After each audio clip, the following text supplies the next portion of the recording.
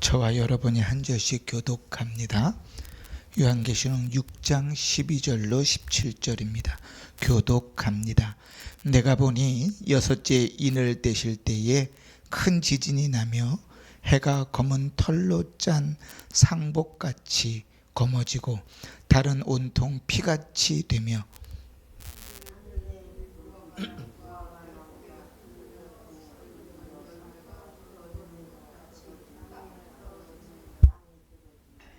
하늘은 두루마리가 말리는 것 같이 떠나가고 각 산과 섬이 제자리에서 옮겨지매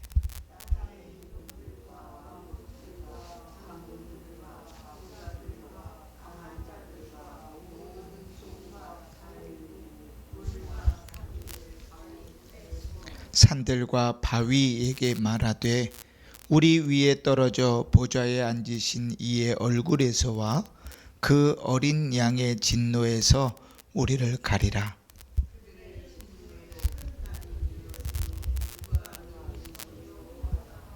아멘. 요한계시록 6장은 첫 7인을 떼는 내용들 중에 6가지가 기록되어져 있습니다. 우리가 뒤에 이제 인에서 이제 나팔로 넘어가는 그 과정에서 우리가 한번 좀 살펴보겠지만 이제 7인, 7나팔, 7그릇, 그 7개의 재앙이 3번 이렇게 이어지는데 보통 세대주의자들은 그것을 다음 이렇게 너머로 해석을 해요. 그래서 우리 식으로 표현하면 이제 첫 번째 인이 떼진 사건이 끝나면 두 번째 인 떼는 사건이 있고 끝나면 세 번째 인 떼는 사건이 있고 이런 식의 이제 구분들을 가지고 가는데 무천연적인 입장에서 성경 전체를 가지고 해석할 때는 그렇게 보지는 않습니다. 첫 번째 인을 떼는 것으로 시작되었다면 이제 마지막 인을 뗄 때에 심판하시고 완성되시는 일이죠. 그 안에 이루어지는 일들은 순서가 있을지라도 그 전체가 시간적인 순서 다음으로 이어지는 일들은 아닙니다. 다시 말하면 두 번째 인이 떼어졌을 때 붉은 말을 탄 기수들이 성도들을 박해하는데 박해가 다 끝난 다음에 그 다음에 이제 세 번째 검은 말을 탄 사람들이 나와서 신자들이 고난과 어려움을 닦는 일이 아니라고 얘기하는 거예요. 그러니까 그런 식으로 성경을 보면 문제가 생깁니다. 그래서 이제 우리가 이제 8장 1절에서 이제 7번째 인하고 첫 번째 나팔 사이를 들어갈 때 이 3가지의 관계에 대해서 쭉 다시 한번 좀 설명을 하면서 요한계시록을 어떻게 봐야 되는가 하는 생각들을 좀 하게 될 것입니다. 이 6장에는 이제 6개의 인을 떼는 내용들이 나오죠. 지금 정리를 하면 자, 첫 번째 인을 딱 뗐더니 무슨 색 말을 탄 기수가 나왔죠? 예. 2절 보시면 흰색 말을 탄 기수가 나왔죠. 흰 말을 탄 기수는 누구를 예표한다 그랬습니까? 그리스도를 예표한다 그랬고 그리스도께서 얻으실 그 승리함을 보여준다 그랬습니다. 시작이 승리예요. 시작이. 그죠? 자, 두 번째 인을 딱 떼니까 어떤 색 말을 탄 기수가 나왔습니까? 오늘 성경에 보니까 4절에 보시면 붉은색 말을 탄 기수가 나왔죠. 그죠? 붉은색, 이건 피의 색깔이잖아요. 그죠? 성도들이 믿음을 지키며 신앙의 박해를 당하고 순교를 당하는 일들까지도 보여주는 것이죠. 세 번째 인을 떼니까 어떤 색 말을 탄 기수가 나왔습니까? 검은색, 그죠? 검은색 말을 탄 기수가 나왔습니다. 이것은 성도들이 믿음을 지키기 위하여 기꺼이 자원하여 고난과 어려움들을 감내하는 내용들을 보여준다 그랬죠. 네 번째 인을 떼니까 이제 어떤 색 말을 탄 기수가 나옵니까? 청황색 말을 탄 기수가 나오는데 이 청황색 말을 탄 기수는 심판이긴 한데 4분의 1만 심판을 당한다 그랬죠. 그래서 심판이긴 하지만 일부분만 당하는 심판이라 그랬습니다. 다섯째 인을 떼니까 보좌 주변에 있는 네 천사들은 다 한 번씩 돌아가면서 불렀어요. 더 이상 천사가 없어요. 그런데 보좌에 계신 이를 누가 부르고 있어요? 순교자들이 부르고 있다 그랬죠. 순교자들이 우리의 억울함을 신원하여 달라고 간청하는 내용들이 나오고, 우리 주님께서 그것을 조금만 기다려라, 내가 택한 자들이 너희와 같이 다 죽음을 맞이할 때까지 기다려라, 주님께서 남겨두시는 이야기들을 모습이 나오죠. 여기까지가 이제 우리가 지금 이 땅에 살아가고 있는 그 삶의 모습들입니다. 그리고 이제 여섯 번째 일을 떼면, 그 여섯 번째 일을 떼면서 심판이 주어지는 거예요. 이렇게 이제 여섯 개의 인을 좀 크게 두 그룹으로 묶으면, 첫 번째, 두 번째, 세 번째 인을 떼는 것은 누구를 향한 위로의 말씀인가 하면 신자들을 향한 위로의 말씀이라 그랬습니다. 당시에 믿음을 지키고 살아가는 있는 신자들, 믿음 지키기 위해서 기꺼이 손해보고 양보하고 도망가고 핍박당하는 자들, 그들을 향하여, 그 성도들을 향하여 내가 반드시 승리할 것이다. 너희가 고난을 당하고 핍박을 당하고 또 기꺼이 헌신하는 삶들 속에서 어려움들을 자초할지라도 그 모든 일이 하나님의 주권 안에 있다, 그렇게 위로해 준다 그랬죠. 그래서 말씀들을 보면 4절 말씀에도 허락을 받지 않고는 그 일이 이루어지지 않고, 6절 말씀에도 음성을 들으니 해치지 말라 하더라, 명령이 없이는 이루어지는 일이 아니라 그랬습니다. 그 모든 일들이 고난과 환난과 역경과 어려움을 당할 그때에도 그것은 주님의 주권 안에 있다. 그러므로 이 말씀을 받는 성도들은 어땠다고? 위로를 얻었다. 내가 지금 잘못돼서 고난을 당하는 게 아니구나. 내가 신앙생활을 잘못해서 어려움을 당하는 게 아니구나. 내가 하나님 앞에 죄 지은 것밖에 없어서 핍박을 당하는 게 아니구나. 믿음을 잘 지키고 살아가고 있는데, 열심히 살아가고 있는데 하나님의 뜻 안에서 일들을 당하고 있구나 하는 것을 보는 거죠.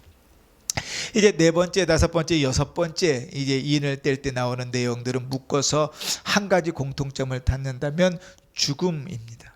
죽음. 그래서 네 번째 인을 뗄 때에는 재앙으로 인한 죽음이 있죠. 4분의 1이 죽는데 재앙으로 인하여 죽는다.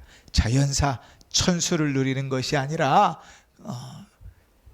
여러 가지 하나님의 재앙으로 인하여 죽는 죽음들을 보여준다면, 다섯 번째 인을 뗐을 때는 순교자의 죽음을 보여주죠. 그죠?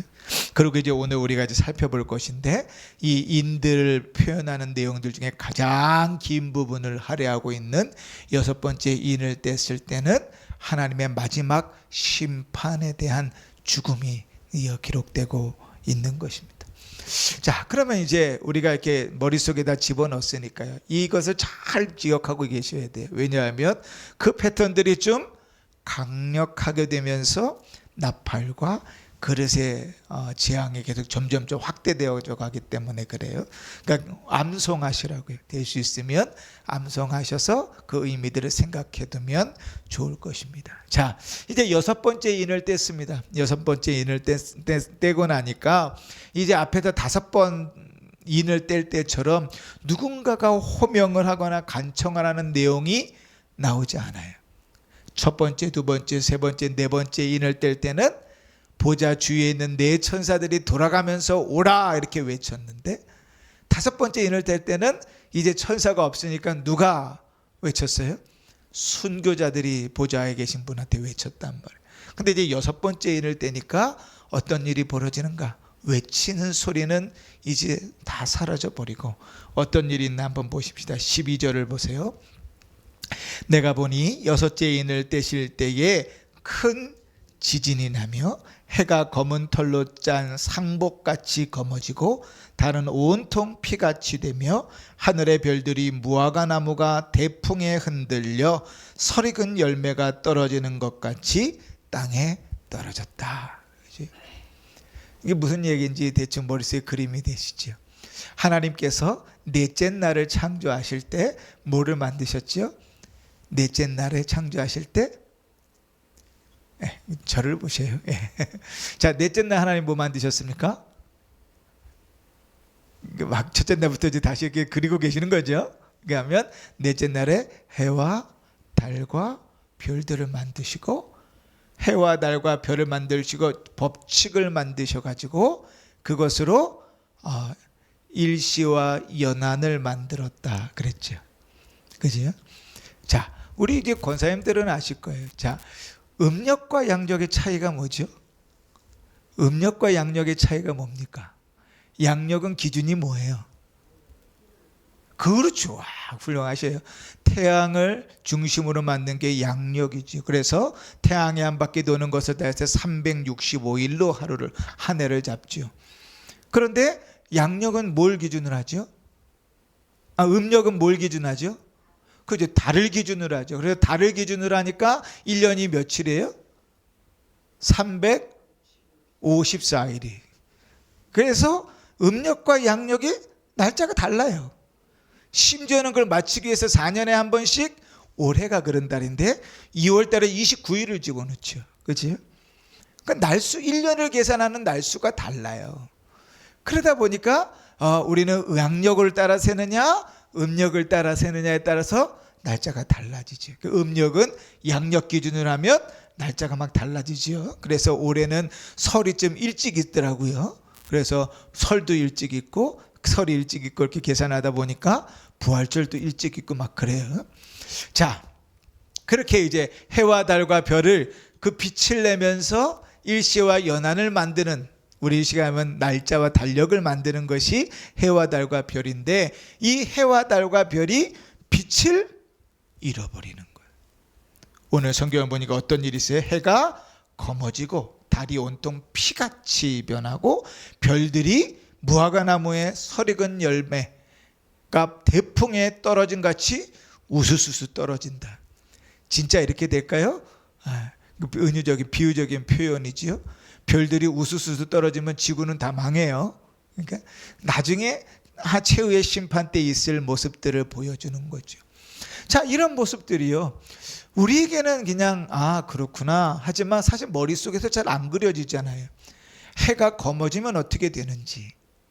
저는 저 핀란드를 한번 가보고 싶은데, 핀란드에 가면 백야가 있어요. 백야. 여름이 되면 24시간 중에 거의 대부분이 다 환한 해가 떠 있는 낮이에요.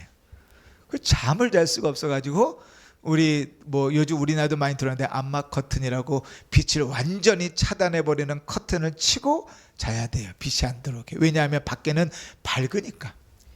그런데 반대가 된다고 생각해 보세요. 하루 내내 어두워요. 하루 내내 불을 켜고 살아야 돼요. 참 힘들죠. 주님께서 애굽 땅을 벌하실 때도 그런 일이 있었죠. 캄캄해지는 일이 있었죠. 그런데 우리는 이러한 표현들이 되게 낯선데, 사실은 이스라엘 백성들에게는 그렇게 낯선 표현이 아닙니다. 왜냐하면 주님께서 선지자들을 통하여 심판의 날을 이야기하실 때 늘 쓰시던 표현들이에요.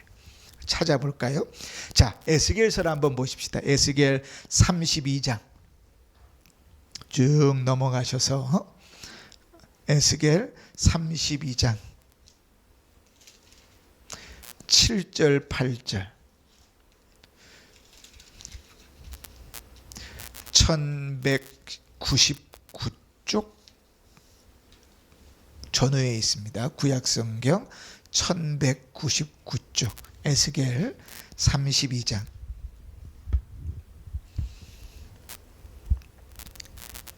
7절 8절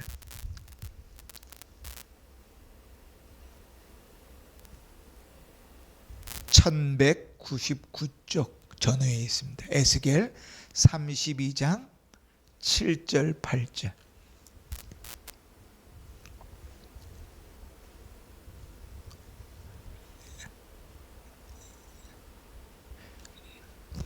성경 맨 위쪽에 조그마한 페이지를 보시면 1199쪽 전후에 있어요.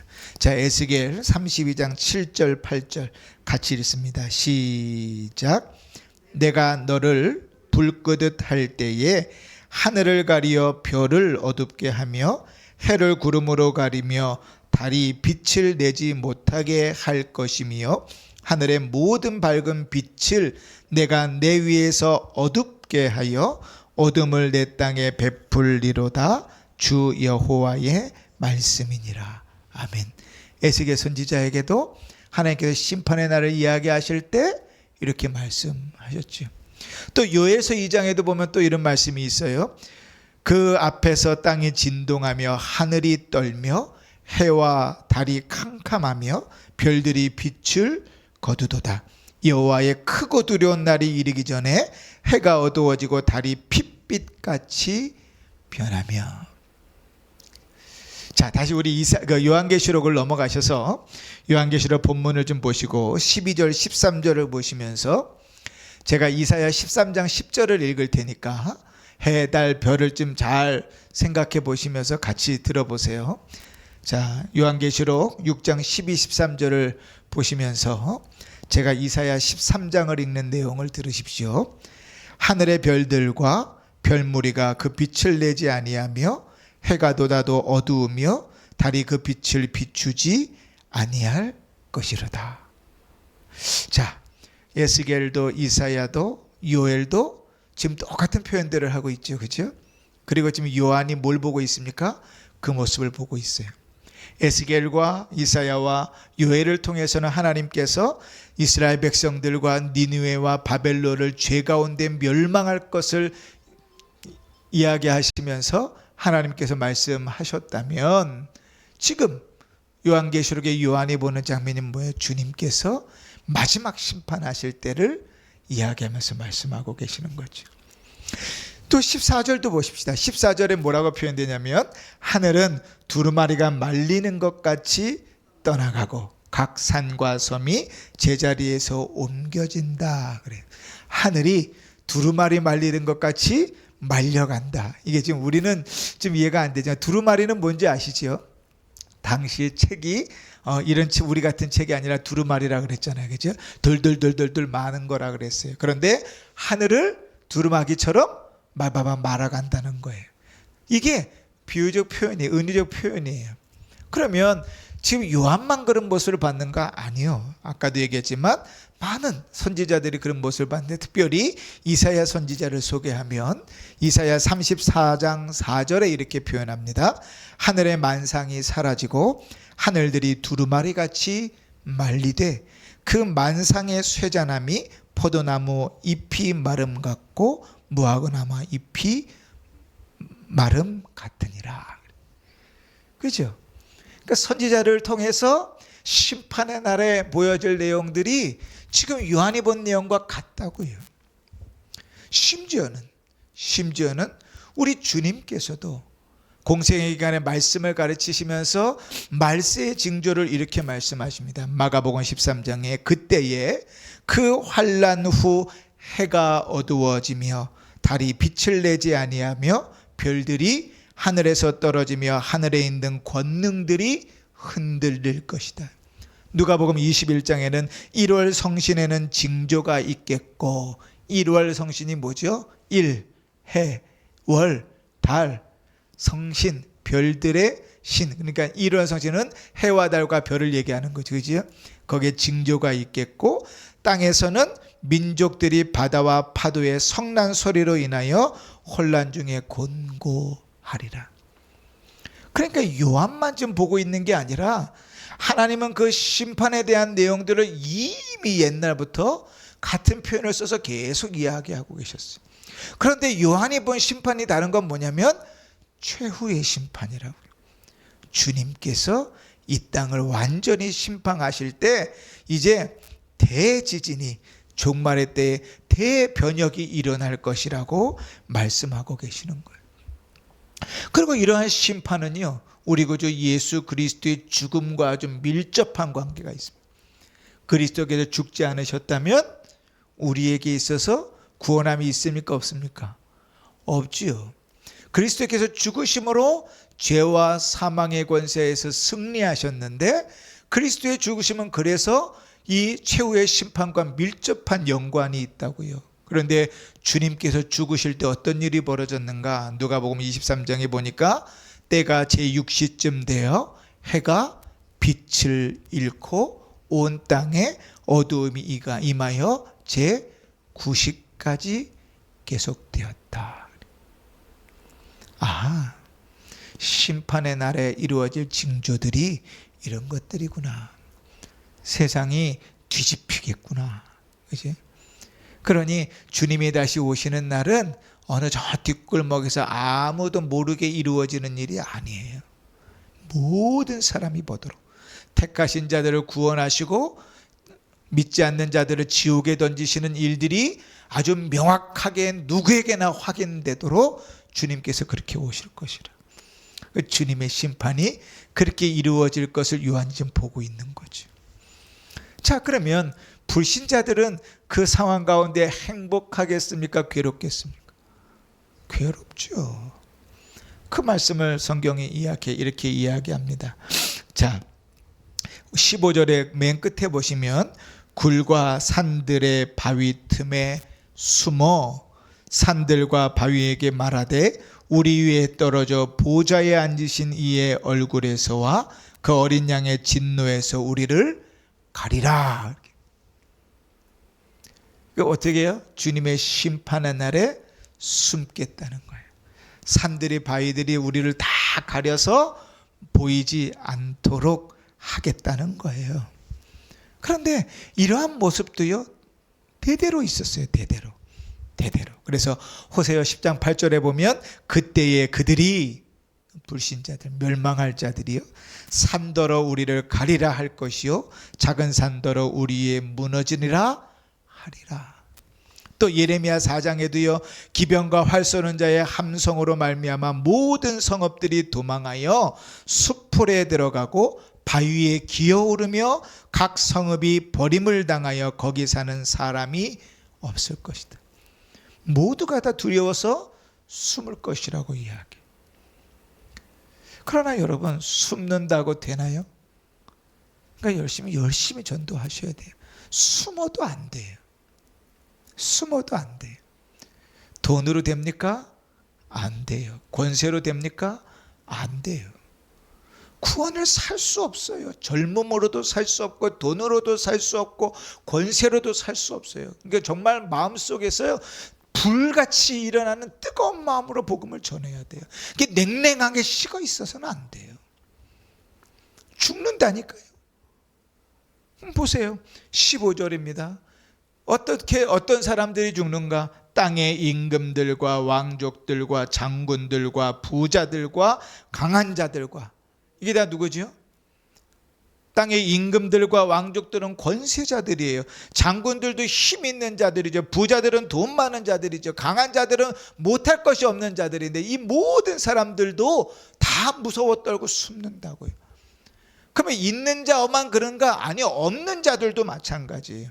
모든 종과 자유인이 있고 없음이 중요하지 않아요. 높고 낮음이 중요하지 않아요. 많고 적음이 중요하지 않아요. 중요한 건 뭐예요? 예수를 믿지 않는 자는 반드시 그 일을 당한다는 거예요. 반드시.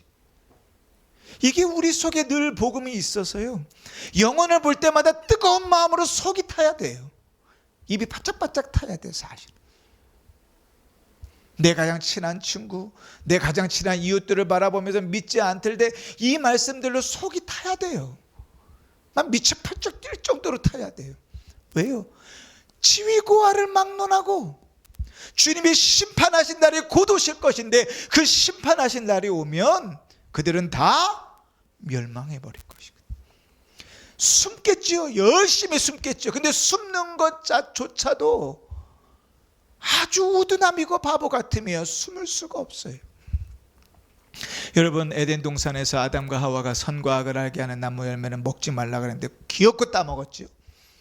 따먹고 나서 그들이 보였던 반응이 있습니다. 첫 번째 반응이 뭔지 아세요? 첫 번째 반응이 뭐예요? 네? 무화과 나뭇잎을 따다가 자기 몸을 가렸어요. 두 번째 한 일이 뭔가 하면 하나님께서 동산에 거니시는 음성을 들을 때 나무 밑에 숨었어요. 근데 여러분 한번 생각해 보세요. 하나님께서 그를 부르시는데 하나님의 눈앞에서 무화과 나뭇잎으로 가린들 가리질 것이며 나무 뒤에 나무 밑에 숨은들 아무리 울창한 나무를 할지라도 숨어지겠냔 말이에요. 주님의 음성 앞에 드러나갈 수밖에 없는 상황이잖아요. 근데 주님께서 심판하시는 날 그 누구가 주님의 음성 앞에서 피할 수 있겠어요? 아무도 피할 수 없어요. 예수 그리스도로 말미암아 구원받지 아니한 그 누구도 주님의 음성 앞에서 주님의 심판날에 피할 수가 없어요. 얼마 남지 않았어요. 오늘 저녁에 주님 다시 오신다고 생각해 보세요. 우리 옆집에 철수 엄마는 지옥 갑니다. 오늘 저녁에 주님 오신다고 생각해 나는 천국 가는데요, 나에게 그렇게 잘해주는 우리 밑에 집에 영희 엄마는 지옥 간다고요. 그게 아무렇지도 않으면 그게 더 이상한 거죠. 그죠? 주님의 심판을 믿고 주님의 구원하심을 믿는데 그 영혼을 바라보면서 그런 긍휼의 마음이 없다는 것 자체가 이상한 거죠. 그건 이상한 거죠. 주님의 심판은 반드시 있고 그 심판에는 누구도 피할 수 없고 숨는다고 해서 숨어지지 않아요. 그런데 더 중요한 특징이 있어요. 오늘 다시 16절을 보십시다. 16절, 17절을 제가 읽겠습니다. 산들과 바위들에게 말하되 우리 위에 떨어져 보좌에 앉으신 이의 얼굴에서와 그 어린 양의 진노에서 우리를 가리라. 그들의 진노의 큰 날이 이르렀으니 누가 능히 서리요 하더라. 아멘. 이들이 정확하게 아는 것 한 가지, 완전히 모르는 것 한 가지, 두 가지가 이 두 본문에 드러납니다. 첫 번째는 뭐냐면 하나님의 진노 앞에 숨을 자가 없다는 거예요. 그렇죠? 누가 능히 서리요? 그 큰 진노의 날에 누가 능히 서리요? 하나님의 진노가 임하면 피할 자가 없다는 것을 알아요, 명확히. 근데 그들이 정말 모르는 한 가지가 있어요. 그게 뭔가 하면 그럼에도 불구하고 그들은 회개하지 않는다는 거예요. 회개하지 않는, 양심에 화인 맞은 거죠. 회개하지 않는 거예요. 알아요. 피할 수 없다는 걸 알아요. 그런데 회개하지 않아요. 여러분, 이거 같이 참 바보 같고 무식하고 이상한 경우가 있어요. 나에게 아무런 소망이 없어요. 내 능력을 어떻게 할 수가 없어요. 이 약을 먹어야만 나아요. 그죠? 다 알아요. 근데 약을 안 먹어. 정말 바보 같잖아요. 근데 말세의 때에 주님의 심판하실 날에 지위고하를 막론하고 주님의 심판이 임하고 그 심판에서 피할 자가 없다는 걸 누구보다도 자기들이 더 알면서도 회개하지 않아요. 그게 불신자의 특징이에요. 주님이 구원하지 않는 자의 특징이에요. 지옥 갈 자들의 특징이에요. 회개하지 않아요. 어떠한 일을 당해도 회개하지 않아요. 주님의 심판이 날이 오면 명확하게 둘로 나눠지는 거예요. 여러분, 우리가 잘나서 구원을 얻겠습니까? 아니요. 이제 뒤에 쭉쭉쭉 가면서 요한계시록 뒤에서 명확하게 드러내지만요, 우리도요 주님의 이 심판의 날에 심판받아 지옥에 떨어져 마땅한 자예요. 아무리 선하게 살고 아무리 열심히 살았어도 지옥에 갈 것 외에는 정해진 길이 없는 자예요. 근데 왜 우리가 천국에 갑니까? 왜 우리가 구원을 얻죠? 내 능력이 아니거든요.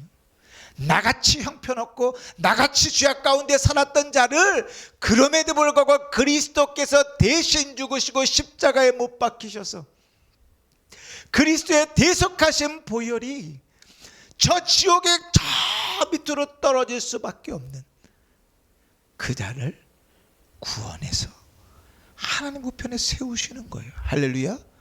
아멘. 이 대목에서 아멘이 우렁차게 나와야죠. 그렇죠? 명확하게 나눠진다고요. 주님이 택하신 자들, 주님께서 구원하신 자들은 이 최후의 심판 가운데서요, 그들은 주 앞에 두 손 들고 나옵니다. 회개하고 나옵니다. 주를 의지하고 나옵니다. 그러나 불신자들은 주님의 심판의 날이 되면 점점점 더 완악해집니다. 점점점 하나님을 떠납니다. 그것이 끝인 줄 알면서도 그들은 그 가운데서 헤어나지 못해요. 로마서 1장에 나오는 것처럼 그것이 죄인 줄 알면서도 자기들이 행할 뿐더러 남들이 행하는 일도 괜찮다고 한다고. 자, 한번 보십시오. 갈수록 안 믿는 자들의 모습들이 점점 더 완악해집니다. 권면을 더 듣지 않아요. 교회 가운데서도요, 주님이 계속 쭉정이들을 털어내실 거예요. 떨어져 나갈 겁니다. 주님께서 다시 오시기 전까지 다 떨어져 나갈 거예요. 믿는 모습으로 죽는 자들은 거의 없을 거예요. 다 떨어져 나갑니다. 우리는 모르죠. 주님만 아시죠. 심판의 날에 그런 일들이 있을 것입니다. 불신자들은 더 완악해질 것이고 임박한 진노를 피하려 하지만 피할 수 없다는 것도 알 테니 얼마나 그 마음이, 얼마나 그 삶이 괴롭고 힘들겠어요. 그러니 여러분, 오늘 말씀을 통해서 우리가 좀 생각해 볼 것은, 바꾸어서 우리의 삶에 회개하는 마음이 없다면 여러분, 우리의 삶을 좀 돌아보아야 합니다. 우리가 지난 주일에 회개해야 된다고 말씀을 들었잖아요. 예수 그리스도의 나라가 도래하고 예수 그리스도를 영접하는 길은 회개하는 길밖에 없다 그랬잖아요. 다른 방법이 있었으면 세례 요한이 와서 다른 준비를 했을 거예요. 주님을 맞아들이는 방법이 돈이 필요했다면 주님은요, 사람들을 모아놓고 돈 버는 방법을 가르쳤을 거예요. 주님을 맞이하는 방법이 건강해서 장수하는 길이라면 세례 요한은 어떻게 건강해서 장수할 수 있을까 비결을 가르쳤을 거예요. 그러나 주님을 맞이하고 하나님 나라를 품고 살아가는 일들이, 하나님 나라를 영접하는 일들이 회개하는 일이기 때문에 세례 요한은요, 시작부터 회개를 외쳤어요. 우리가 지난주에 말씀 듣고 기도했잖아요. 하나님, 내가 회개해야 될 게 뭡니까? 주와 동행하도록 내가 회개해야 될 게 뭡니까? 오늘 주 말씀을 공유하면서도 제가 그렇게 여러분께 말씀을 드렸잖아요. 묵상 질문 가운데 내가 회개해야 될 게 뭡니까? 하나님 나라를 소유하기 위하여, 주와 동행하기 위하여, 믿음으로 살아가기 위하여 내가 회개해야 될 세례 요한의 외침에 반응해야 될 것이 뭡니까? 한 주간을 그렇게 고민하고 기도하고 열심히 살아왔던 여러분에게 하나님께서 그 삶의 은혜를 막 부어주셨을 거라고 저는 믿어요. 하나님 말씀 붙들고 나에게 회개할 사람들을 찾고 회개하면서 주님 앞에 적극적으로 기도하며 나갔던 자에게 주님께서 막 만배의 복으로 막 부어주셨을 것이라고 저는 믿어요. 그건 경험한 사람만 알겠죠. 회개함이 없이는 주와 동행함이 없어요. 주님으로부터 멀어지면 멀어질수록 우리의 모든 삶들이 회개할 거리가 없어져요. 어려움과 환난 가운데도 피하려고는 해요. 그리고 그 끝이 뭔지도 알아요. 그러나 회개하려 들진 않아요. 이건 불신자들의 특징이죠. 불신자들이 그렇다면 하나님으로부터 멀어진 자들은 회개하지 않아요. 입으로는 100만 번 회개할지라도 그 삶은 회개하지 않아요. 이번 주일에 이제 말씀을 나누겠지만 세례 요한의 그 말씀을 듣고 회개하는 자들이 어떤 모습인가가 성경에 정확하게 기록되어 있어요. 그 모습을 보면 내가 회개하는 자인가 아닌가가 명확하게 나오죠. 우리의 삶 속에 죄에 대하여 회개함이 있는가? 불신자의 특징이 회개하지 않는 것이라면, 말세가 가까우고 주님의 심판 앞에서도 절대로 회개하지 않는 것이 불신자의 특징이라면, 신자의 특징은 뭐죠? 죄 앞에 회개하고 우는 거예요. 죄를 미워하는 거예요. 죄를 미워하고 회개해야 되는데 되지 않는 내 모습 때문에 마음이 괴롭고 슬픈 거예요. 그게 신자의 모습이에요. 그렇게 하나님 앞에 서갈 때 주님께서 그 안에 상한 심령을 꺾지 아니하시고 꺼져가는 등불을 끄지 아니하시는 위로를 거기 부어주시는 거예요. 그러면서 주님의 은혜가 무엇인지를 깨닫고 그 풍성한 은혜 가운데서 한없는 감사와 찬송을 드리는 것이 신자의 모습이라고요. 어린 양 되신 주님께서 십자가에 힘없이 못 박혀 죽으실 때는 세상이 다 끝난 것 같고 아무 일도 이루어지지 않을 것 같았지만, 그 어린 양 되신 그 주님께서 이제 심판주로 오실 것입니다. 곧 오십니다.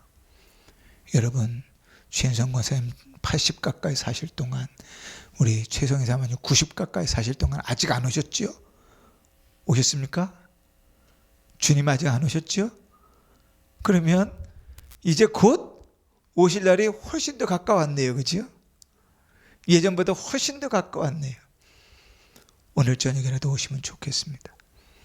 내일이라도 주님 오시면 좋겠습니다. 아직 조금 더 남았어요. 좀만 기다리세요. 주님께서 곧 오실 것이니까 주님의 오심을 기억하고 믿음으로 살면서 우리의 삶들을 잘 살피지 않겠습니까? 불신자들은 회개하지 않는다면 신자들은 회개하는 삶을 사니까요. 불신자들이 죄를 사랑한다면 신자들은 죄를 미워하는 삶을 사니까. 불신자들을 죄와 함께 이 세상의 즐거움을 누린다면 신자들은 죄와 더불어 주와 함께 기쁨을 누리며 사는 자 아닙니까? 그러니 이 땅을 살아가면서 우리의 삶을 돌아보면서 죄 때문에 우십시오. 내 안에 죽어지지 않는 그 죄 때문에 하나님 앞에 마음을 찢으십시오. 그 신자의 특징입니다. 신자에게 주시는 은혜입니다. 신자에게 부어주시는 복입니다. 그리고 그 위에 주님께서 동행하실 것입니다.